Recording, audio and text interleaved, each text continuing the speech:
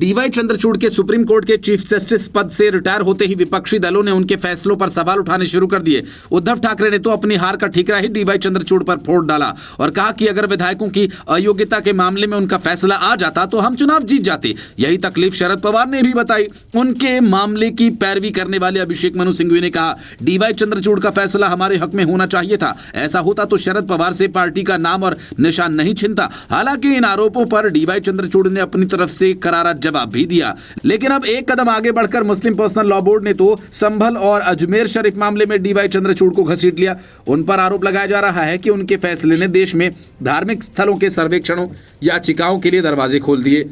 All India Muslim personal law board ने और Samajwadi party के सांसदों ने 2023 में चंद्रचूड़ की अध्यक्षता वाली पीठ द्वारा वाराणसी के ज्ञानवापी परिसर के सर्वे की अनुमति देने वाले फैसले को गलत बताया। समाजवादी पार्टी के सांसद जियाउर रहमान बर्क और मुहिबुल्लाह नदवी ने कहा कि चंद्रचूड़ का फैसला गलत था। इससे और सर्वे की याचिकाओं का रास्ता खुल गया है। सुप्रीम कोर्ट को इस पर संज्ञान लेना चाहिए। ऐसे सर्वे रोके जाने चाहिए।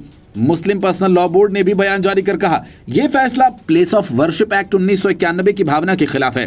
बोर्ड ने कहा कि बाबरी ढांचे मामले में सुप्रीम कोर्ट ने इस अधिनियम का हवाला देकर कहा था कि किसी भी पूजा स्थल की स्थिति को 15 अगस्त 1947 के अनुसार बदला नहीं जा सकता। लेकिन ज्ञानवापी मामले में अदालत ने सर्वे की अनुमति देकर अपनी स्थिति नरम कर दी।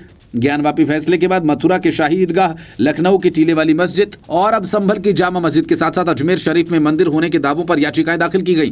पर्सनल लॉ बोर्ड और विपक्ष का कहना है कि इन सर्वेक्षणों में प्रासंगिक तनाव और बढ़ सकता है। असदुद्दीन ओवैसी ने 1991 के कानून के अनुसार पूजा स्थल की स्थिति न बदले जाने पर ऐसे में इन सर्वों का क्या उद्देश्य है कहा। हिंदू पक्ष का प्रतिनिधित्व कर रहे वकील विष्णु शंकर जैन ने कहा कि 1991 का कानून द्वारा संरक्षित स्थलों पर लागू नहीं होता। उन्होंने कहा, संभल की साइट भारतीय पुरातत्व सर्वेक्षण यानी आर्कियोलॉजिकल सर्वे ऑफ इंडिया द्वारा संरक्षित है, इसलिए प्लेस ऑफ वर्शिप एक्ट यहां लागू नहीं होता।